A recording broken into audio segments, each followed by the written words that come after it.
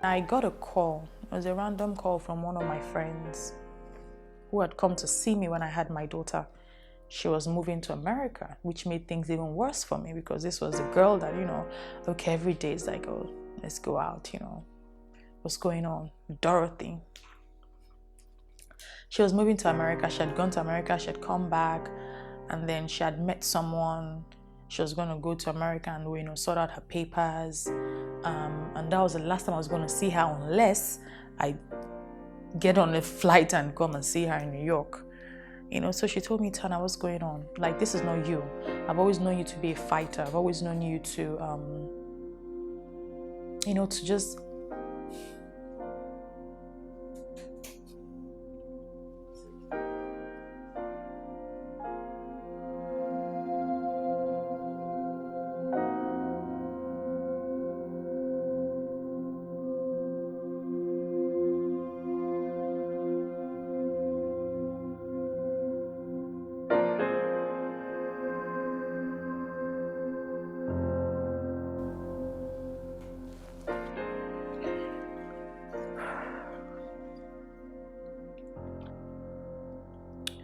she was like, oh, I've always known you to just fight,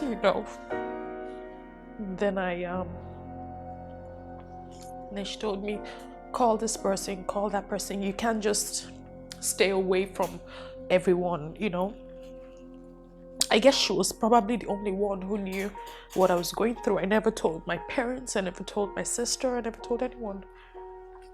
I've always been a strong person amongst, everyone. I'm the tough one, No one ever sees me at my weakest points because I always fight. So that day I went back into my room and I thought again for a little while. I looked at myself, I was like, okay, Tana, what are you doing? Your hair is not even made. You haven't even retouched your hair in a long time. Look at your nails. Look at you. You're not even scrubbing. You're not even taking care of yourself. So it was that day I just I picked up my phone and I made a phone call.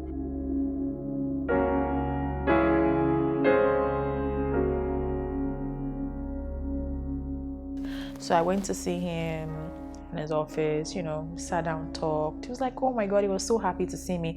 Then I realized that, it was all me. People actually want to see me. People want to hang out with me, be friends with me. I just, how you feel like when you're going through stuff, when you're out there, it feels like when anybody looks at you, they can automatically tell that this is what's going on with you. But it wasn't the case. From there, I started talking to people, going out, hanging out. Then I thought, okay, I did a bit of acting in 2005. Why can't I just, pick on acting? Because I know it's an industry where no matter what time you get into, there's always something there for you. So if you can't act a kid anymore, you can act an auntie. If you can't act an aunt, you can act a mom. If you can't act a mom, you can act a grandmother.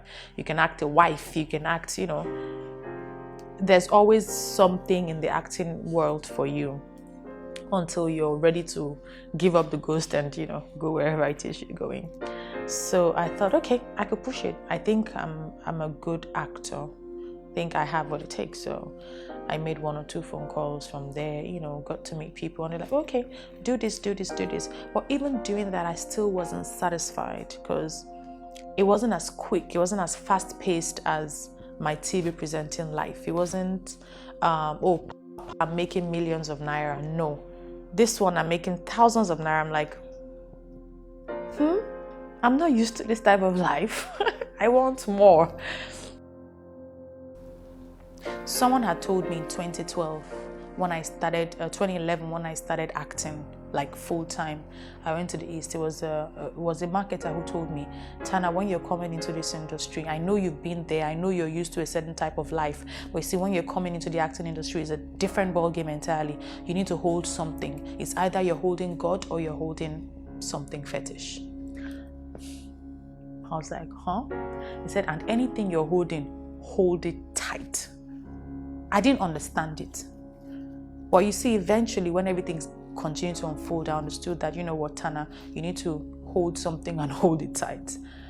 And then I realized that what I needed to hold was God and nothing else.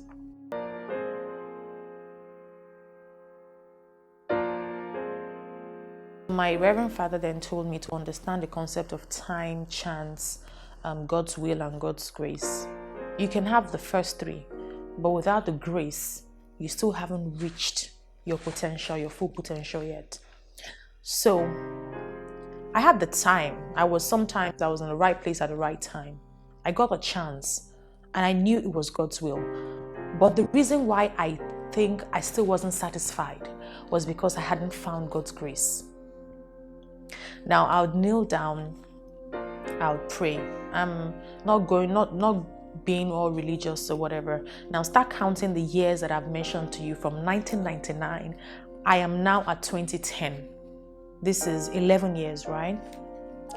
And I still hadn't found the grace. But I was working. I was working all along. So I kept working. I just didn't stop.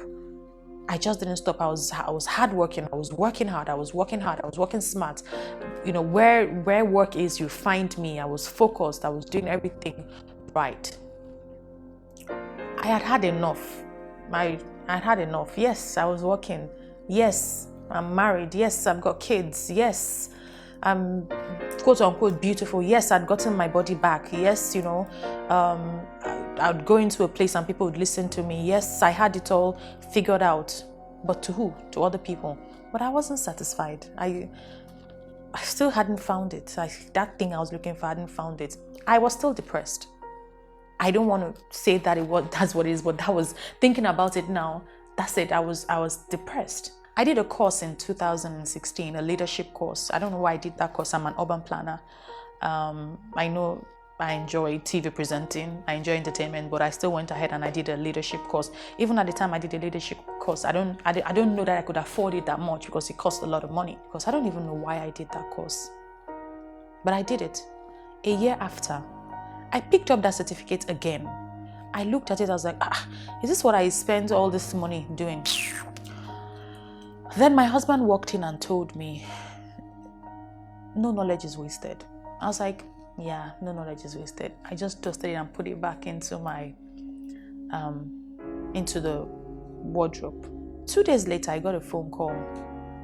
And it was somebody who said, oh, Tana, are you still in the entertainment industry?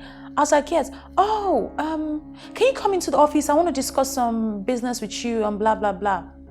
I was like, okay. This was after I had done all this, my prayer and whatever for such a long time. I don't want to go into complete details of what transpired, but it was from then I found God's grace.